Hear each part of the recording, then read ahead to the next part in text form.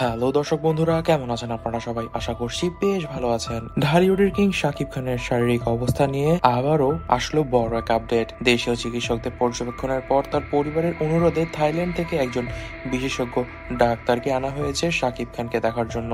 শাকিবের অসুস্থতা প্রথমে সাধারণ ক্লান্তি মনে হলেও ডাক্তাররা বলছেন বিশেষ কোনো একটি জটিল রোগ হতে পারে এটি। তার শারীরিক অবস্থা পুরোপুরি স্থিতিশীল না হওয়া পর্যন্ত পরিবার চাইছেন যেন তিনি হাসপাতালে থাকুক। এমনকি পরিবারের সদস্যরা তার জন্য থাইল্যান্ড থেকে বিশেষ ডাক্তারও নিয়ে এসেছেন। হাসপাতাল এর সূত্র থেকে জানা গিয়েছে থাইল্যান্ডের এই বিশেষ চিকিৎসক শাকিবের চিকিৎসা পর্যালোচনা করবেন এবং প্রয়োজনে উন্নত চিকিৎসার পরামর্শ দেবেন। এছাড়াও জানা যাচ্ছে হতে পারে শাকিব খানকে খুব শীঘ্রই সিঙ্গাপুরে নিয়ে যাওয়া হতে পারে মাউন্ট এলিজাবেথ হাসপাতালে। সেখানে তাকে চিকিৎসা করবেন সিঙ্গাপুরের বিখ্যাত ডাক্তার আলী আসগর। তিনি এখনো হাসপাতালের বিশেষ পর্যবেক্ষণে আছেন। মাঝে মধ্যেই জ্ঞান ফিরলেই তিনি কথা বলার চেষ্টা করছেন, তবে তিনি কিন্তু এখনো পুরোপুরি সুস্থ হতে পারছেন না। জানা যাচ্ছে গতকালকে সাভারে বিশেষ শুটিং চলাকালীন সময় তিনি হঠাৎ অসুস্থ হয়ে পড়েন এবং অসুস্থ হয়ে পড়ার কিছুক্ষণের মাঝখানেই তিনি জ্ঞান হারিয়ে ফেলেন। তাৎক্ষণিক কিছু বুঝতে না পেরে পরিচালকরা হেলিকপ্টারে করে তাকে নিয়ে আসেন ঢাকার স্কয়ার হাসপাতালে এবং স্কয়ার হাসপাতালেই তার চিকিৎসা চলছে এখনো। তবে তার জ্ঞান কিন্তু ফিরছে কিছুক্ষণ পর পর। তবে তিনি কথা বলার চেষ্টা করলেও ডাক্তাররা তাকে কথা বলার জন্য একদমই মানা করে দিয়েছেন। তবে পরিবারের মানুষদের কাছ থেকে জানা যাচ্ছে